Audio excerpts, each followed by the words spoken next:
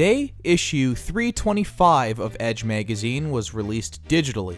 It features an absolutely fantastic 16-page feature on Red Dead Redemption 2.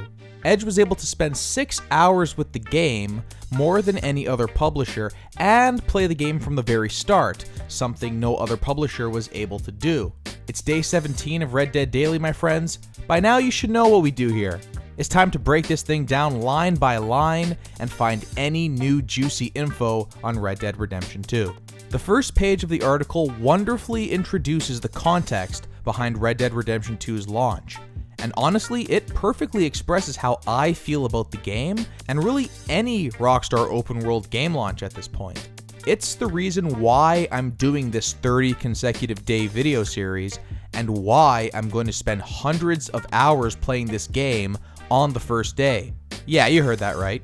Ever since GTA 3's release in 2001, a new Rockstar open world game launch has been an event unlike anything else in the games industry.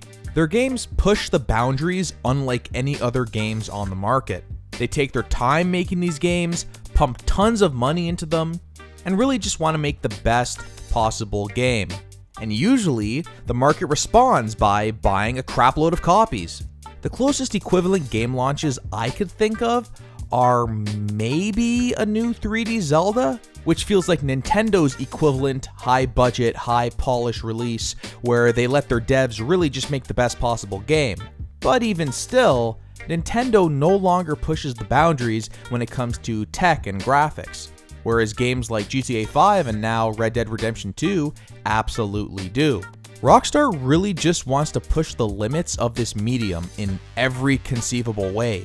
As a result, the article brings up the fact that other games straight up get out of the way of Rockstar releases because they know they're just going to get thrashed by the marketing blitz and hype. It's an event, and there's really nothing else like it. The article proper kicks off by telling us something we already know. This is Rockstar's biggest and most beautiful game ever. Another piece of info we've heard in the previews is that the first mission in Red Dead Redemption 2 very much resembles the first mission in GTA 5.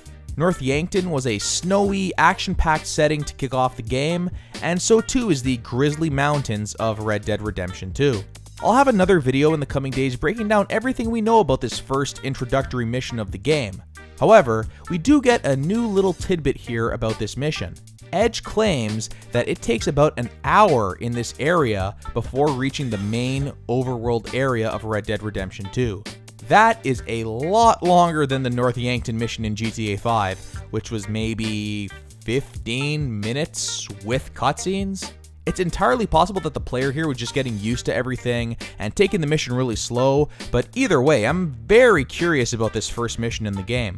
It definitely sounds like a visual treat at least. So the article continues and we reach the Wild West. It sounds like one of the many members of Dutch's gang doesn't make it through the opening mission. Just like in GTA 5, the gang is now in search for shelter.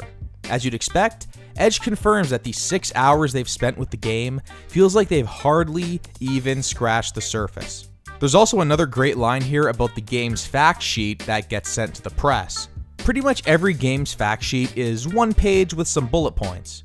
The fact sheet for Red Dead Redemption 2 that they received from Rockstar is 9 pages long. And as someone who has 26 pages of notes on the game from the previews alone, I am not surprised by this whatsoever. We then get into a small piece on Arthur Morgan, who is described as an immediately likable character that has been a member of Dutch's gang since he was a child.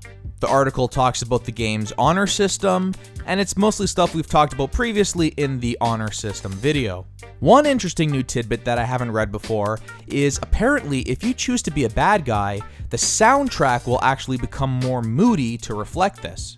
Rockstar themselves touch on something I've been mentioning a lot, and that's player customization and the potential for unique playthroughs depending on your choices. They expect us to have completely unique experiences from one another depending on the hundreds of different choices we make relating to that honor system. We then switch gears to focus on the elephant in the room, John freaking Marston. It sounds like he plays a big role in the game's story right from the start. Abigail asks Arthur to find John as he's gone missing. So we trek back up the mountain and find him injured, with his face all scratched up. Rockstar knows that you came in part for Marston, so they introduce him early and solve the mystery of his facial scars. From there, they say he's just another member of the gang.